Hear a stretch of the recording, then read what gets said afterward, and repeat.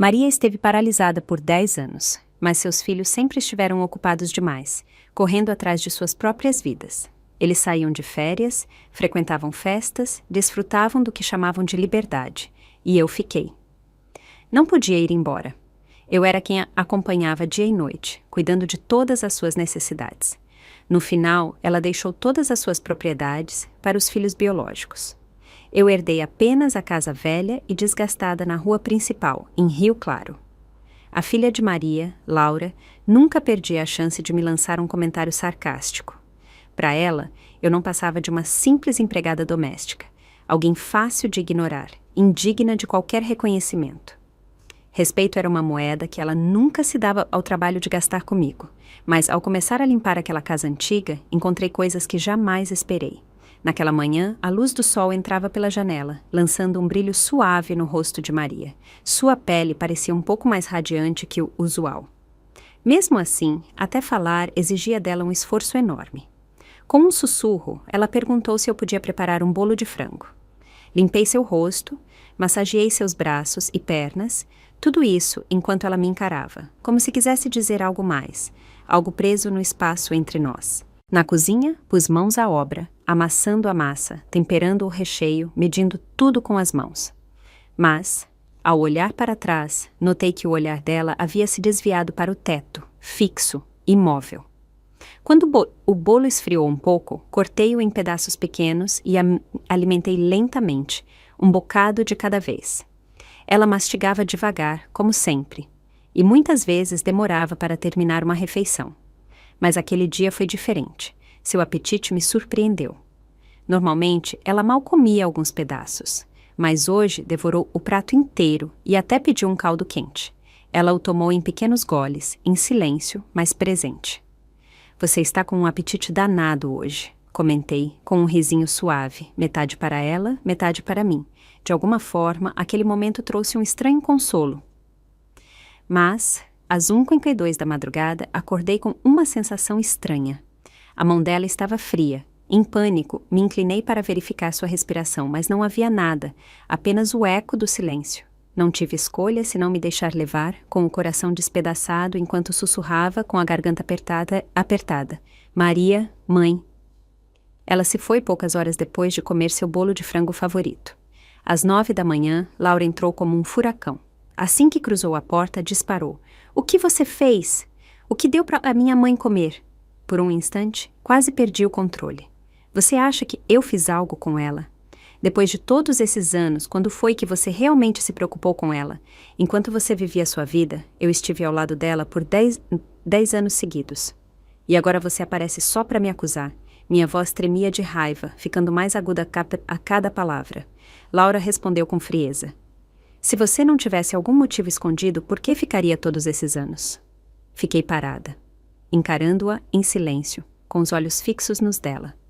Algo no meu olhar deve tê-la incomodado, porque ela se calou imediatamente. O marido dela estendeu a mão e segurou seu braço, claramente tentando acalmar a tensão. Ele se virou para mim e disse: Clara, se você tem um pingo de decência, cale a boca e garanta que Maria tenha um funeral digno. Assim que o funeral terminou, começaram as brigas pela herança.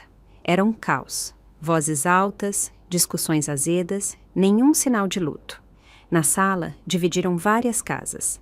Cada um ficou com uma das propriedades geminadas e os R$50 mil restantes foram divididos ao meio.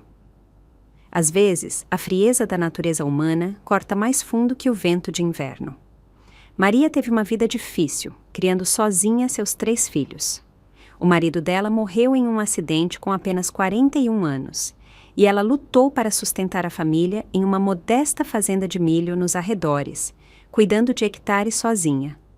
10 anos atrás, um derrame a deixou paralisada. Naquela época, meu marido, Caio, já havia nos abandonado, desaparecendo sem deixar rastros. Naquele tempo, Laura e o irmão dela, Bruno, ainda eram menores. Como esposa de Caio, não hesitei. Assumi o cuidado da mãe dele. Cuidei de tudo, e quando eles finalmente cresceram e começaram suas próprias vidas, simplesmente me deixaram com toda a responsabilidade e nunca olharam para trás. Claro que senti ressentimento em alguns momentos, afinal, era a mãe deles. Como podiam ser tão distantes? A indiferença deles fazia meu sangue ferver. Prometi a mim mesma que seguiria em frente, nem que fosse só para provar que estavam errados. Mas agora, vendo-os se destroçarem por dinheiro, sem uma única palavra de agradecimento após uma década de cuidados, eu me senti uma completa piada. 10 anos de dedicação, e ainda assim eu não chegava aos pés dos filhos biológicos.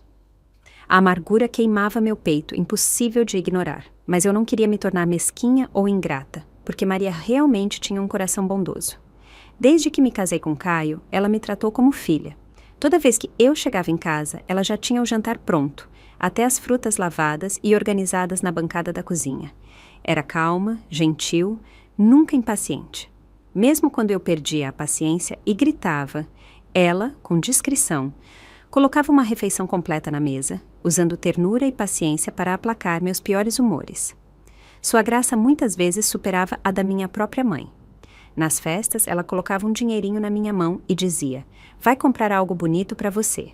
Nunca me deixava trabalhar demais, sempre dizia: "Eu dou conta." Também nunca me pressionou sobre filhos. Ela ria e dizia: "Não seja boba, criar filhos não é para toda mulher. Você ainda é jovem, aproveite a vida. Não acabe como eu, dando tudo e ficando sem nada." Na época, não dei muita importância às palavras dela, mas agora entendo. Ela só queria que eu vivesse com um pouco mais de leveza. A bondade tem sua recompensa. Enquanto eu pudesse responder à minha própria consciência, nada mais importava. Na manhã seguinte, sentei-me na cama, como sempre fazia, só para perceber, após um momento de pausa, que a casa já não continha a respiração de Maria. Antes que eu pudesse me deter no silêncio, bateram à porta. Mal tive tempo de reagir quando uma voz familiar gritou do lado de fora: "Clara, você deveria pensar em vender a casa que a mamãe te deixou. Encontrei um comprador. Ele oferece um preço generoso. Eles planejam reformá-la completamente. Vamos lá, Clara. Essa casa está velha, caindo aos pedaços. Não é seguro você ficar aqui sozinha. Por que não se muda e pega o dinheiro enquanto pode?" Era Bruno, o filho mais novo de Maria, aquele que raramente aparecia. Nem me dei ao trabalho de olhar para ele. "Não vendo", disse firme. "Agora, por favor, vá embora." "Clara, só estou tentando ajudar. Tem uma boa oferta na mesa. Laura já vendeu a casa dela ao lado. Ela é mais esperta que você, sem dúvida. Já pegou o dinheiro enquanto você fica agarrada a esse casebre velho. Pense bem, ofertas assim não aparecem sempre. Você vai se arrepender se perder essa." Ele nem terminou o discurso antes de ir embora, agindo como se a casa fosse dele para vender. Dias depois, o barulho começou. Máquinas pesadas rugiam na casa ao lado, demolindo o que pertencia a Laura. A rua tremia com o som de furadeiras e escavadeiras destruindo o que restava da casa antiga. Era alto, dissonante e profundamente irônico. Se Maria pudesse ver isso de onde estivesse, como ficaria desolada. As casas que ela dedicou a vida inteira para construir para os filhos não duraram nem uma semana após sua morte. A ideia de dividir uma parede com estranhos também me fez pensar em ir embora, mas antes queria limpar o lugar uma última vez. Essa era a casa onde meu marido cresceu. Embora ele não pisasse ali há anos, eu esperava que se algum dia voltasse, ainda reconhecesse esse pequeno canto do passado dele. Comecei a organizar tudo, cômodo por cômodo. Então, com um balde de água na mão, saí do corredor. Foi quando vi pegadas de lama no chão recém-limpo. Franzindo a testa, notei que as tábuas de madeira antigas estavam um pouco soltas, gastas pelo tempo. Ajoelhando-me, levantei uma das tábuas para verificar se havia algum dano e fiquei paralisada. Sob o assoalho, escondido em um espaço oco, havia um monte de notas de R$ 100. Minhas mãos tremiam ao abaixar a tábua, o coração acelerado pela incredulidade. O que era isso? De onde vinha esse dinheiro? Maria o havia deixado ali? Como ela conseguiu tanto dinheiro? E por que o escondeu ali? Tranquei a porta e voltei ao local. Com cuidado, abri o compartimento e comecei a recolher as notas, colocando-as em um saco de lixo preto. O dinheiro estava cuidadosamente amarrado, camada após camada. Levei 2 horas para contar tudo. R$ 300 mil em dinheiro. Ao estender a mão para fechar as tábuas do chão, vi um envelope amarelo no canto. Dentro havia uma nota pequena e amassada, escrita com a letra trêmula de Maria. "Querida Clara, esse dinheiro é para você. Pare de esperar por Caio. Ele não vale a pena. Viva a sua vida, querida. Sempre pensei em você e sempre quis o melhor para você. Minhas mãos tremiam ao segurar a nota. Um nó se formou na minha garganta e eu não consegui dizer uma palavra. Foi nesse momento que realmente aceitei que Maria se fora e a corda que eu mantinha-se esticada dentro de mim por 10 longos anos finalmente se rompeu. Desabei, soluçando descontroladamente, meus gritos ecoando pela casa como uma tempestade. Anos de frustração, dor e solidão explodiram de uma só vez, deixando apenas um silêncio desolado. Não sei quanto tempo chorei. Só quando meu corpo se rendeu, as lágrimas finalmente pararam. Lavei o rosto, olhei-me no espelho, vi meus olhos inchados e meu olhar desviou-se para o saco preto atrás de mim. Como ela havia juntado tanto? Seus filhos a trataram com fria indiferença por anos, sem sequer suspeitar que ela me deixou algo assim em segredo. As casas pelas quais brigaram valiam no máximo 30 mil reais cada uma, mas ela me deixou 10 vezes esse valor em dinheiro. Foi então que finalmente entendi.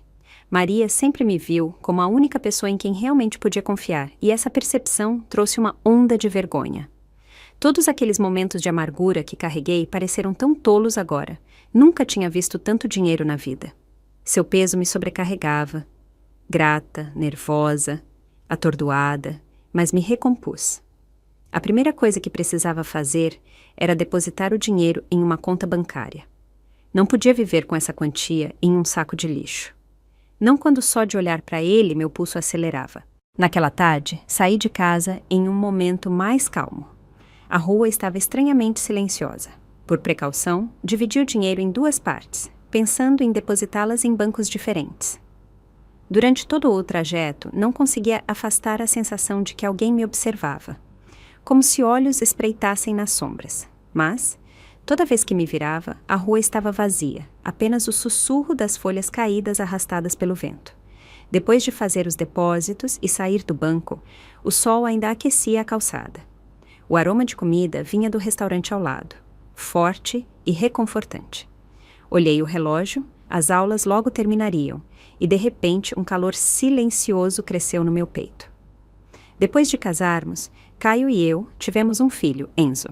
Desde que ele começou a escola, meus pais o buscavam e levavam para casa à tarde. Durante todos esses anos, eles carregaram em silêncio o peso de ser pais por mim. Já não são mais jovens, mas nunca reclamaram. Entendiam as responsabilidades que eu carregava e nunca pediram nada em troca. Simplesmente me apoiaram, em silêncio, com firmeza. Agora que Maria se fora, eu não precisava mais me dividir entre as tarefas de casa e o cuidado com os outros. Finalmente podia ser mãe, no sentido mais verdadeiro. Peguei o telefone e liguei. Mãe, não cozinhe hoje à noite. Você e o papai peguem o Enzo e venham me encontrar no restaurante Glória. O jantar é por minha conta. Pude notar imediatamente a leveza na voz dela, quase alegre. Quando os vi entrando no restaurante, acenei com um sorriso que há muito não oferecia. Eles retribuíram o sorriso e se aproximaram, com os rostos iluminados por uma calorosa ternura. Por um instante, senti como se tivesse voltado no tempo, para quando saíamos para comer juntos, com o coração cheio e os dias mais simples. Controlei minha expressão, sem querer que vissem o que sentia por dentro. Abracei meus pais com força, talvez forte demais. Enzo se contorceu ao meu lado. Mãe, tá me apertando muito, não consigo respirar. Ri alto. Vamos, senta, que a comida já está quase chegando. Ao ver seus rostos familiares, uma onda de carinho me invadiu. O tempo escapa das mãos. Acabavam de trazer o frango assado e a sopa cremosa de cogumelos que eu havia pedido antes. Entreguei o cardápio aos meus pais e pedi que escolhessem mais pratos que gostassem.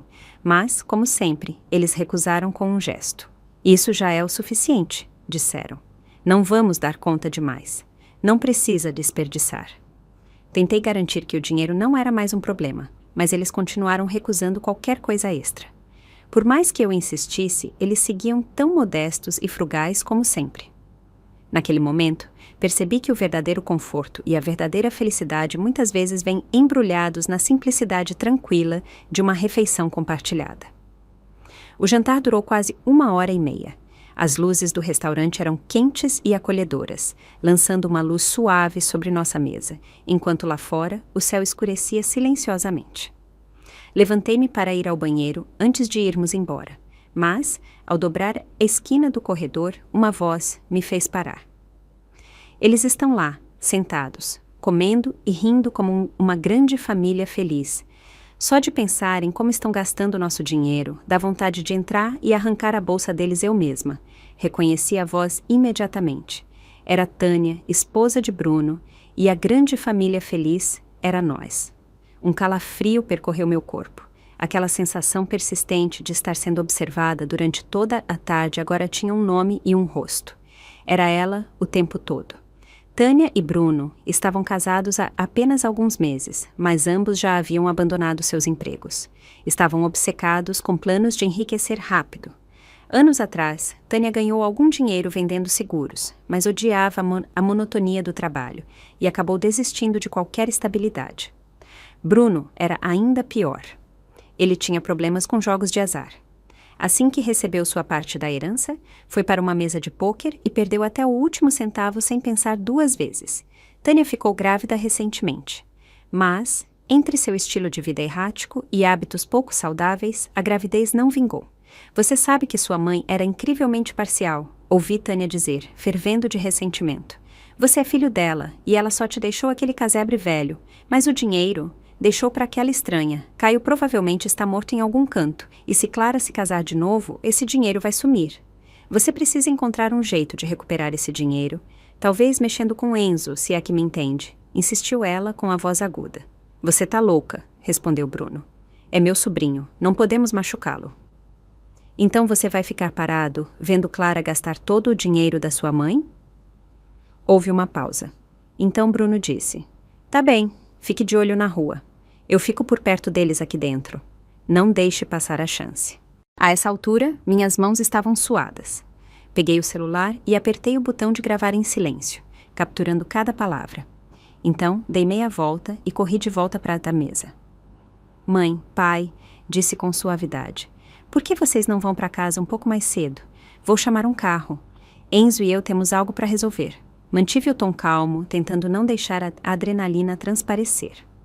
Assim que me despedi dos meus pais, saí, encontrei um canto tranquilo e liguei para a polícia. Segurei a mão de Enzo ao sair do restaurante, caminhando por um beco escuro que levava a uma rua lateral. Era um caminho mais tranquilo até a delegacia mais próxima. A área estava quase deserta, mas havia uma pequena loja de conveniência perto da saída, administrada por um velho amigo nosso, Jaime, que conhecíamos há anos. Se algo desse errado, esperava que ele pudesse ajudar. As luzes da rua atrás de nós enfraqueciam enquanto avançávamos pelo beco. Puxei Enzo para mais perto e apressei o passo, mas a inquietação no meu peito não se dissipava. Cada passo parecia como andar sobre gelo fino. Mãe, tá muito escuro. Erramos o caminho? Sussurrou Enzo com a voz carregada de preocupação. Calma, querido. A saída tá bem ali. Já estamos quase chegando. Disse, tentando soar tranquila. Foi então que vi um movimento pelo canto do olho. Bruno estava no fim do beco, fingindo amarrar os cadarços, mas era deliberado demais. Soube na hora. Ele estava nos esperando. Parei abruptamente e instintivamente me coloquei na frente de Enzo, protegendo-o. Momentos depois, Tânia surgiu do outro lado, aproximando-se com um brilho frio nos olhos. Clara, disse ela com um tom debochado, já tá indo embora? Não terminamos de conversar. Forcei-me a manter a compostura, ignorando o pulsar do meu coração. O que vocês querem? Se é dinheiro, digam logo. Bruno interveio. Já que perguntou, queremos o dinheiro que você pegou da casa velha.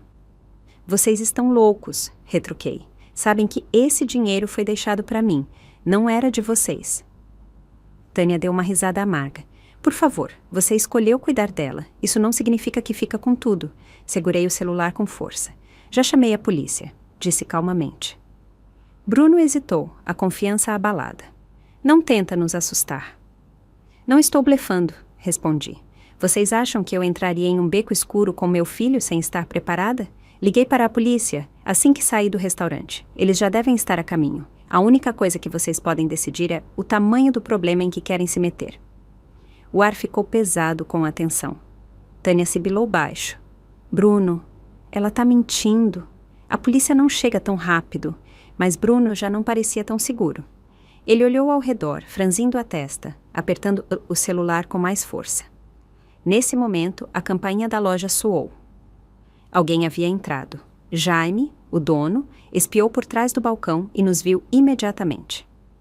Levantei a mão em um pequeno gesto, suficiente para chamar sua atenção. Bruno também notou. Vi um lampejo de pânico em sua expressão. Para de fingir, Clara, disse Tânia, em voz baixa. Mesmo que tenha chamado a polícia, ainda temos tempo. Inclinei-me um pouco, pressionando mais. O que vocês já fizeram é ruim o suficiente, mas se derem mais um passo, é sequestro. Vocês ainda têm uma saída, mas se cruzarem essa linha, são criminosos.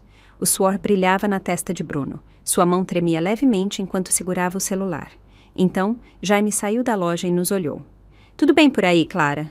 Gritou. Sim, respondi rápido. Jaime, pode fazer um favor e chamar a polícia de novo? Estão nos seguindo. Foi o bastante. Vi o rosto de Tânia empalidecer. Ela realmente chamou alguém. Sibilou, agarrando o braço de Bruno. Vamos. Mas Bruno não se moveu imediatamente. Ele me encarou com uma tempestade de incerteza nos olhos, como se ainda estivesse decidindo se arriscaria uma última vez. Bruno, disse em voz baixa, se ainda resta um pingo de decência em você, não piore isso. Ele hesitou por mais um segundo.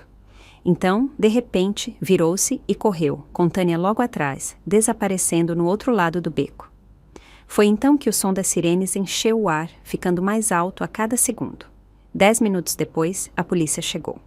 Jaime deu um depoimento completo, e eu entreguei a gravação de áudio que fiz, com todos os detalhes. O assédio de Tânia, a conversa no corredor, as ameaças. Eles não nos atacaram fisicamente, mas a intimidação e a perseguição foram suficientes. A polícia levou a sério, abriu uma investigação e começou o processo para intimá-los a depor. Vamos registrar uma ocorrência, disse uma das policiais. Recomendo fortemente que peça uma ordem de proteção temporária. Assenti. Só quero que fiquem longe de mim e do meu filho. Enzo esteve ao meu lado o tempo todo, apertando minha mão com força com seus dedinhos.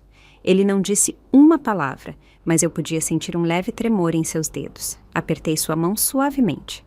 Tá tudo bem, querido? A mamãe tá aqui. Naquela noite, ao chegar em casa, Enzo adormeceu em meus braços. Passei a mão pelo cabelo dele, ouvindo sua respiração suave e regular. Pela primeira vez em muito tempo, senti paz, e foi então que realmente entendi. Essa casa não precisava de mais ninguém para mantê-la unida. Agora, eu era o alicerce dessa família. Na manhã seguinte, abri a janela e ouvi murmúrios vindo do outro lado do quintal. Ouviu? Tânia e Bruno quase se meteram numa grande encrenca ontem à noite. Sério. A polícia apareceu e tudo mais. Bruno tá afundado em dívidas de jogo há anos. Era inevitável. Coitada da Clara, cuidou da Dona Maria por 10 anos e agora tem que lidar com esse desastre. Mas ela tá melhor que eles agora. Com o dinheiro que a Dona Maria deixou, ela não precisa trabalhar um dia a mais se não quiser. Não saí, não respondi. Fiquei perto da janela, ouvindo as vozes se dissiparem à distância. Essa cidade era pequena. Tão pequena que cada onda se tornava uma maré ao chegar ao último canto. Eu não precisava explicar nada, não precisava dizer uma palavra. Cedo ou tarde, todos saberiam a verdade. Bruno e Tânia viraram motivo de piada na cidade e, ao mesmo tempo, enfrentavam o maior desastre de suas vidas. As pessoas aqui sempre reclamaram do problema de Bruno com o jogo, mas agora que tudo veio à tona, os agiotas começaram a cercá-lo. Antes, ele conseguia se virar nas mesas de pôquer, mas agora ninguém mais lhe dava crédito, nem mesmo os cassinos. Tânia se saiu ainda pior.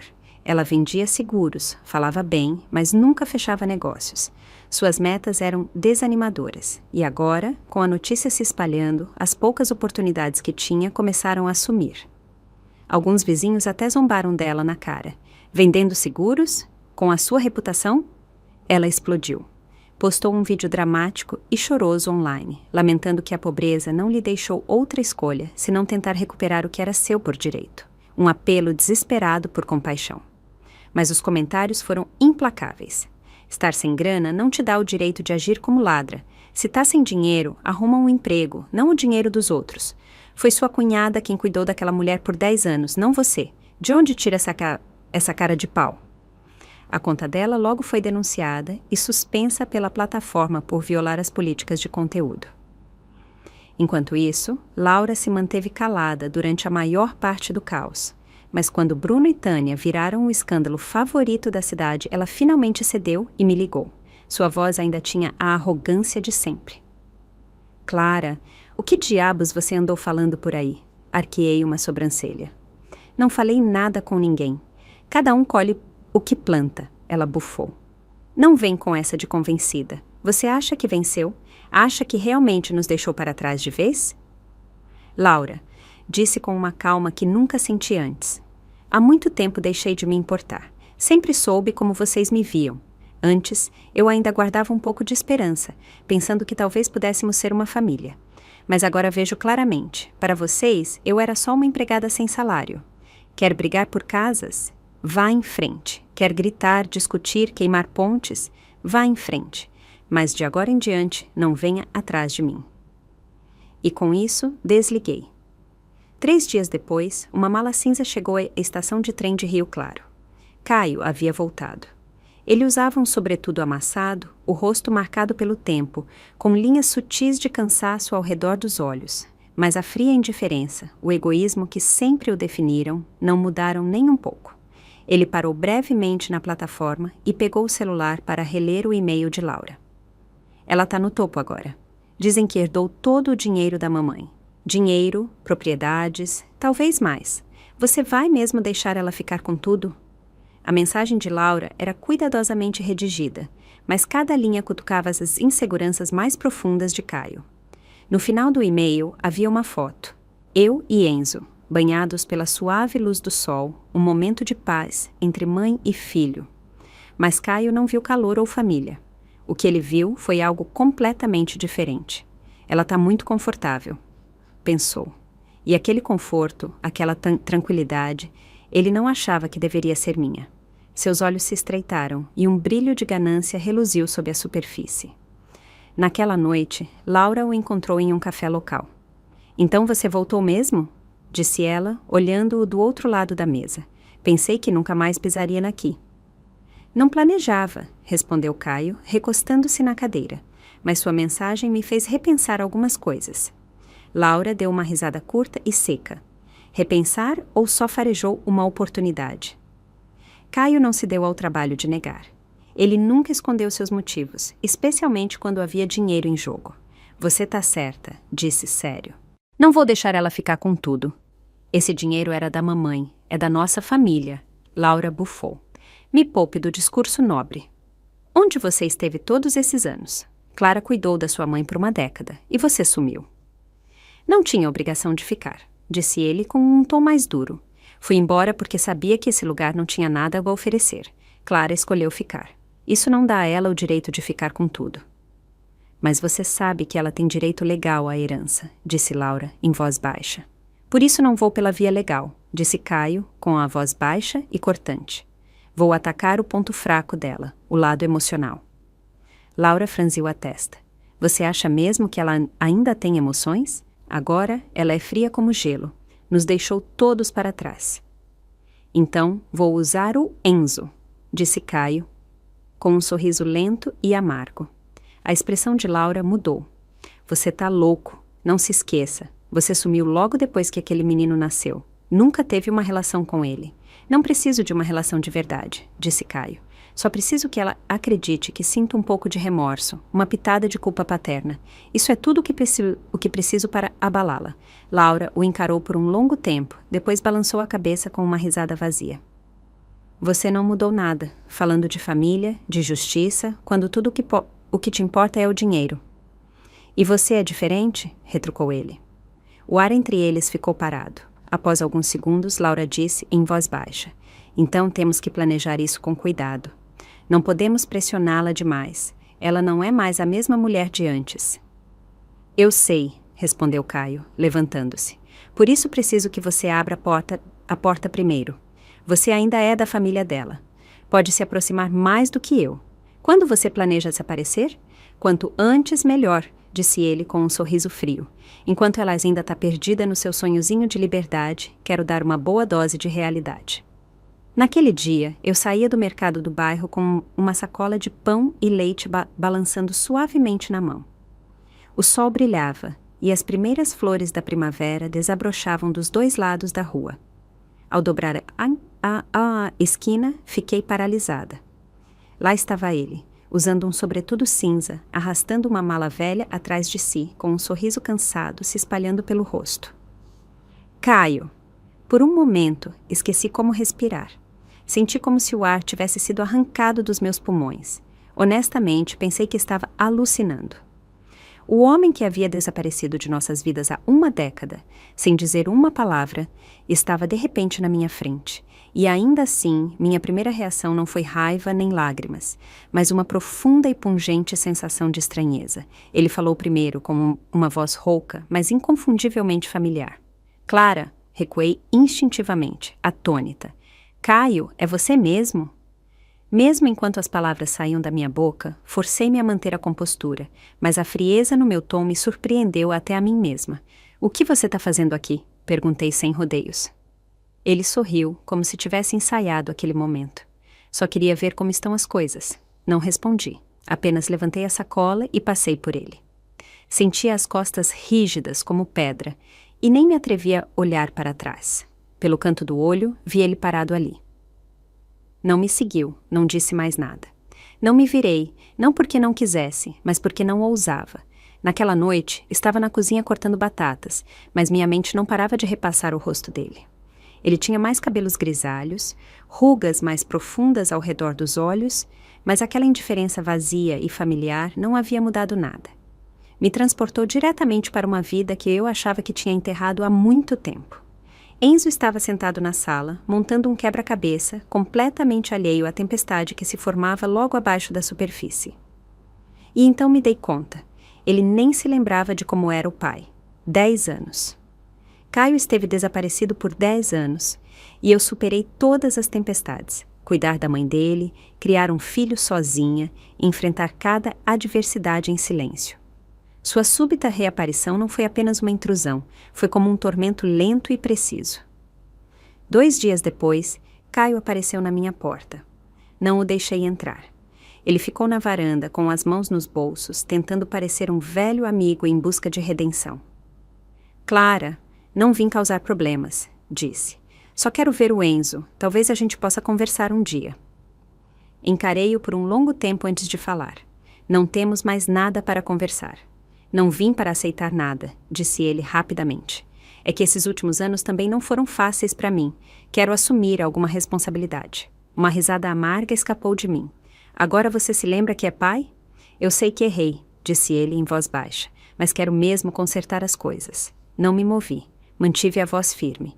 O que você acha que pode oferecer não é o que nosso filho precisa, e o que quer que tenha te trazido de volta, eu vou descobrir logo. Caio não voltou nos dias seguintes, mas eu sabia que ele ainda estava na cidade. Vi ele comprando mantimentos, sentado calmamente na praça, até rondando perto da saída da escola de Enzo na hora do recreio. Mãe, disse Enzo uma tarde ao chegar em casa. Um homem me parou hoje e disse que era meu pai. A cabide que eu segurava escorregou um pouco na minha mão e um forte calafrio percorreu minha espinha. O que você disse a ele? Perguntei, acalmando minha voz. Disse que não me lembrava dele, respondeu Enzo, dando de ombros. Ele disse que eu pareço muito com ele, mas acho que não, e o sorriso dele era meio esquisito. Ajoelhei-me ao lado dele e segurei sua mão com carinho. Querido, se você o encontrar de novo, não tem problema ser educado, mas não precisa falar muito, tá bom? Enzo assentiu, embora eu pudesse ver as perguntas começando a se formar em seus olhos. Naquela noite, o telefone tocou. Era Laura. Então, viu o Caio? Seu tom era casual, como se estivesse perguntando sobre um vizinho que se mudou.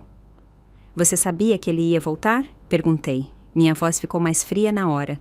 Não, disse ela após uma pausa. Ele só queria ver o filho dele. E acrescentou como se fosse uma ideia tardia.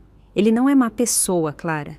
Não se dê ao trabalho de fingir, respondi em voz baixa. Ele sumiu por 10 anos sem uma carta, uma ligação, e agora aparece do nada. Você realmente espera que eu acredite que isso é algum tipo de reunião familiar? Clara, não é tão preto no branco. Ele ainda é o pai do Enzo, não é? Não respondi, mas na minha mente uma suspeita começava a tomar forma, cada vez mais clara e forte. Caio não voltou por acaso. Ele desapareceu por uma década inteira, como se tivesse evaporado da face da terra. E agora, Logo após a morte da mãe dele e eu herdar o dinheiro, sua reaparição não era coincidência. Se seu verdadeiro motivo era o dinheiro, eu precisava me preparar antes que ele fizesse o próximo movimento. E mais do que nunca, eu tinha certeza de que ele não voltou sozinho. Ele e Laura provavelmente estavam juntos nisso, conspirando desde o início. Lá fora, o vento sacudia as persianas. Respirei fundo. Caio tinha voltado, mas dessa vez eu não seria a ingênua que seguia os outros aonde quer que a levassem. Eu não era mais a Clara de 10 anos atrás. Ultimamente, Laura vinha aparecendo na minha vida com mais frequência, tanto que estava ficando impossível ignorá-la. Ela não falava mais com aquele tom condescendente de sempre, nem era sarcástica ou arrogante. De repente, virou atenciosa. Trouxe bolos, me convidou para tomar chá, até se ofereceu para me ajudar a organizar minhas coisas antigas na casa. Você já tem muita coisa para lidar, criando o Enzo e organizando a mudança, disse, com um sorriso gentil. Só quero te dar uma mãozinha, afinal somos família. Mas eu sabia que não era bem assim. Aquela súbita simpatia não parecia bondade, mas estratégia. Laura não era do tipo que amolecia sem motivo. Cada gesto gentil, cada oferta casual de ajuda era uma sondagem sutil, uma agulha testando minhas defesas. Naquela tarde, estávamos sentadas na sala da casa velha. Eu limpava uma prateleira quando ela perguntou casualmente: "O que você pretende fazer com este lugar? O mercado está bem agora. Você poderia lucrar bastante se vendesse." "Ainda não decidi", respondi, sem sequer levantar os olhos. Ela tentou de novo, com um tom ainda leve. "Se você realmente gosta daqui, poderia guardar a casa para o Enzo." Quer dizer, era a casa da avó dele. Talvez um dia, quando crescer, ele queira voltar para visitar. Não respondi, apenas ofereci um leve sorriso. Percebendo que eu não estava mordendo a isca, ela mudou de assunto. "Por sinal, o Caio não para de me dizer o quanto você mudou ultimamente." Levantei os olhos. "Claro que mudei." Laura riu suavemente. "Ele não disse isso com má intenção. Só que você ficou muito forte. Cuida de tudo sozinha. Talvez não fosse ruim dividir o peso com alguém de vez em quando." Ela nem tentava mais esconder. A insinuação era clara e, naquele momento, entendi exatamente por que ela estava rondando tão perto. Estava preparando o terreno. Eles queriam voltar para a minha vida aos poucos, esperando o momento certo para agir. Naquela noite, sentei-me sozinha na varanda por um longo tempo. Pensei na garota que eu era 10 anos atrás, a jovem noiva que entrou nesta casa cheia de esperança, disposta a dar tudo só para sentir que pertencia. Mas agora, essa casa não era mais meu lar. Aquele homem não era mais meu marido. Ele não voltou por amor ou remorso. Voltou pelo dinheiro. Essa verdade amarga não me surpreendeu, mas ainda deixou um frio no peito. No dia seguinte, levei Enzo à biblioteca infantil da cidade. Sentamos na área de leitura e ele folheava calmamente um livro ilustrado sobre galáxias e o espaço. Eu o observava do outro lado da estante, notando o olhar tranquilo e concentrado em seu rostinho.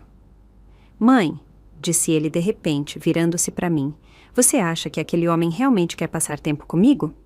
Fiz uma pausa, pega de surpresa.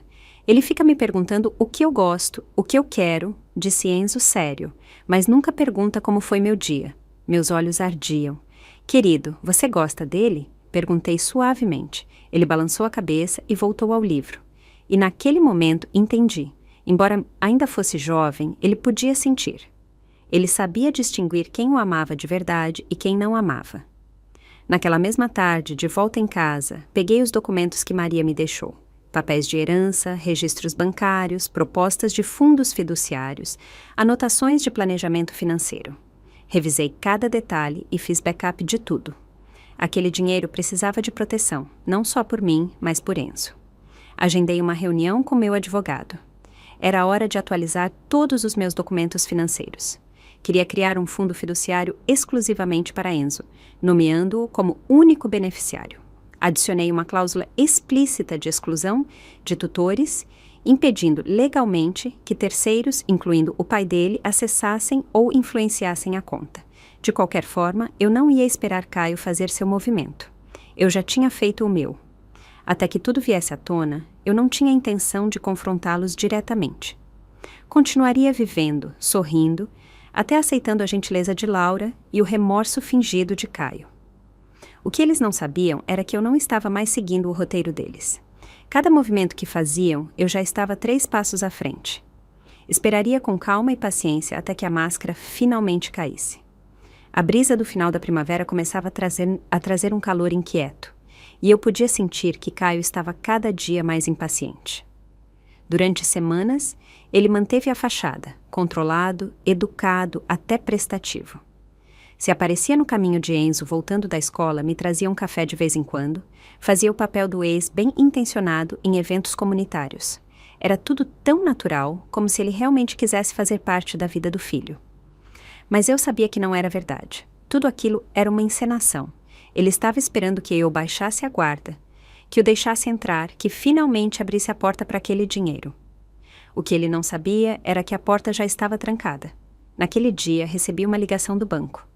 Olá, senhora Clara Mendes. Recebemos uma solicitação do senhor Caio Mendes, que afirma ser o tutor legal de Enzo Mendes. Ele solicita acesso aos dados do fundo fiduciário e apresentou um pedido para iniciar um saque. Meus dedos ficaram brancos ao redor do telefone. Ninguém está autorizado a acessar essa conta, disse com calma. O fundo foi criado comigo como única fiduciária, e há uma cláusula que exclui explicitamente o pai dele de qualquer autoridade financeira. Houve uma breve pausa antes de a voz do outro lado responder, agora firme e formal. Entendido.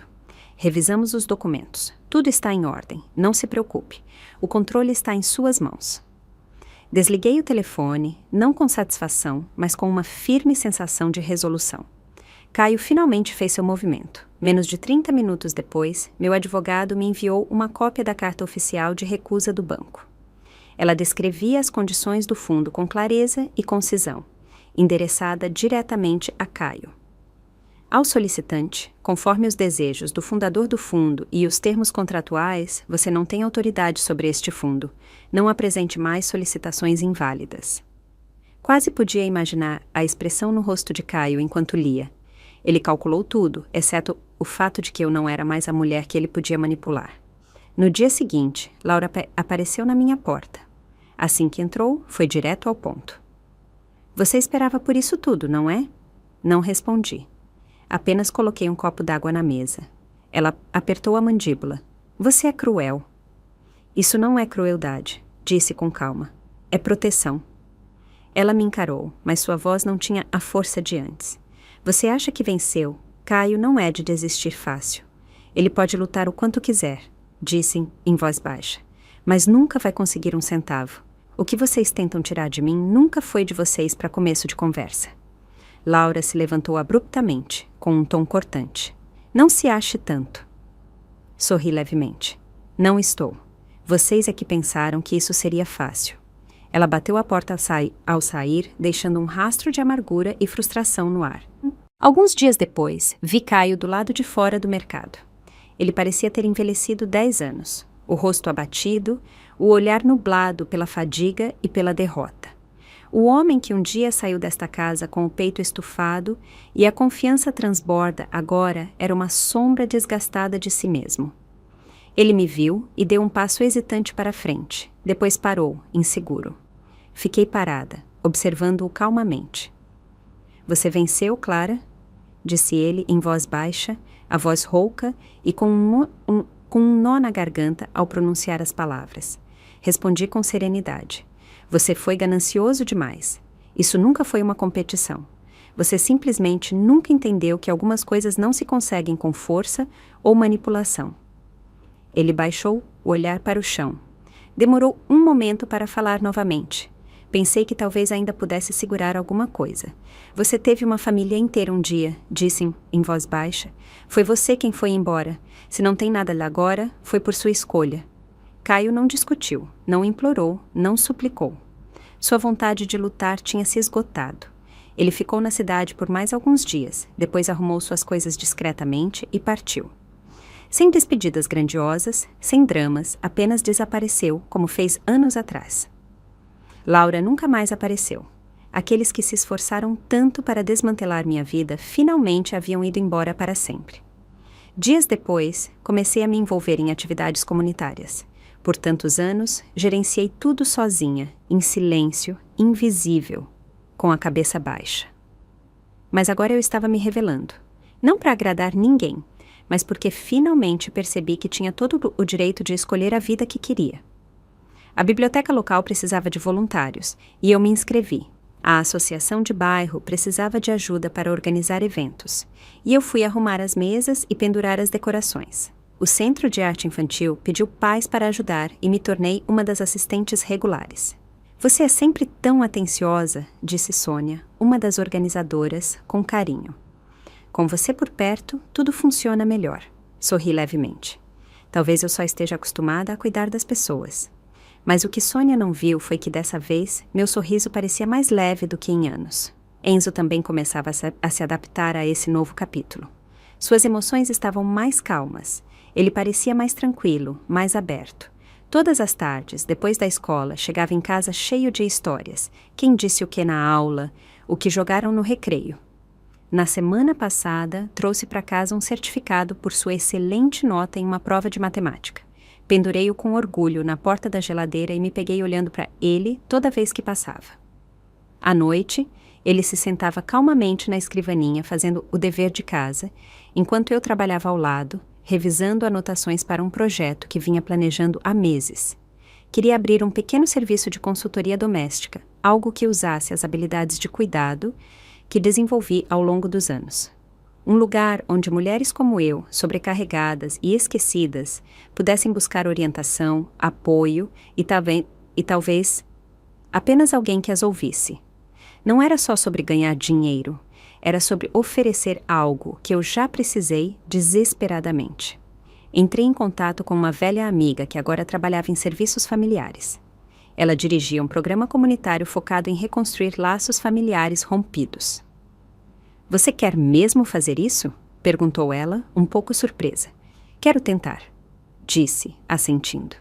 Houve um tempo em que desejei que alguém me ajudasse a sair da escuridão. Agora quero ser essa mão para outra pessoa. Ela se aproximou e apertou minha mão suavemente. Você mudou, Clara. Ficou mais forte, melhor. Não disse nada, apenas sorri. O tempo passava silenciosamente, como se nada tivesse acontecido, e ao mesmo tempo como se tudo tivesse mudado. As árvores da rua começaram a brotar folhas novas e tenras. A luz do sol se derramava pelo parapeito da janela, e o ar trazia o leve perfume do início do verão. Na cozinha, preparei uma xícara de chá preto. A casa estava silenciosa, preenchida apenas pelo som suave da chaleira fervendo. Enzo estava sentado em sua escrivaninha, escrevendo. A luz do sol tocava seus ombros, lançando um tom dourado sobre seu caderno. Ele escrevia com grande concentração, inclinando a cabeça de vez em quando para pensar antes de continuar. Ele tinha crescido. Seus traços começavam a deixar para trás a suavidade da infância, ficando mais definidos, mais serenos. Essa era minha vida agora.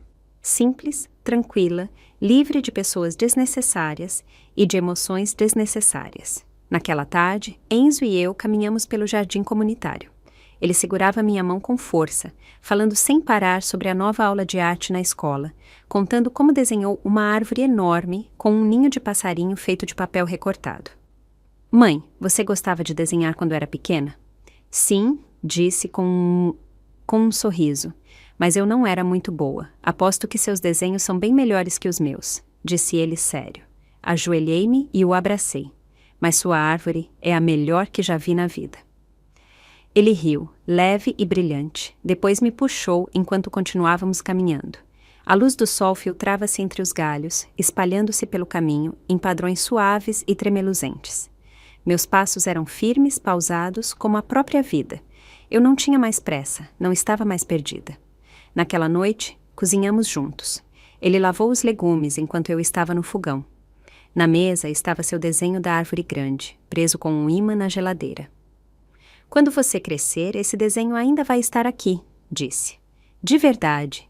Ele vai me lembrar que um dia teve um menino nesta cozinha, lavando verduras, rindo, contando histórias. Seus olhos brilharam, e então ele disse, Mãe, quando crescer, vou te proteger como você me protege agora. Meu coração se apertou por um instante. Minhas mãos pararam sobre a frigideira. Então sorri e assenti. Tá combinado. Temos uma promessa. Naquela noite, a casa mergulhou em um silêncio suave. Sentei-me sozinha na varanda, com o chá na mão, já frio há muito tempo. As luzes da rua brilhavam suavemente ao longe, e de vez em quando um pássaro noturno piava na escuridão. Fechei os olhos e pensei em cada passo que dei para chegar até aqui. A dor, a luta, os dias de solidão que suportei sozinha, agora suavizados como ondas na superfície da água, lentamente alisadas pelo tempo. Eu não precisava mais da validação de ninguém, nem das desculpas de ninguém. Aprendi a esconder a dor nos cantos tranquilos da minha memória e, ainda assim, seguir em frente, continuar vivendo minha vida. De dentro, podia ouvir a respiração suave de Enzo. Era o som mais reconfortante do mundo. E, em um sussurro silencioso, só para mim, disse: estou em casa, de verdade em casa, na minha própria vida. A brisa noturna levantou as cortinas. Levantei-me lentamente e fechei a janela. Atrás de mim havia uma casa que finalmente me pertencia por inteiro. Se você gostou dessa história, pode se inscrever no canal e curtir esse vídeo. Você pode me apoiar enviando um super obrigado para ouvir mais histórias como essa. Até a próxima!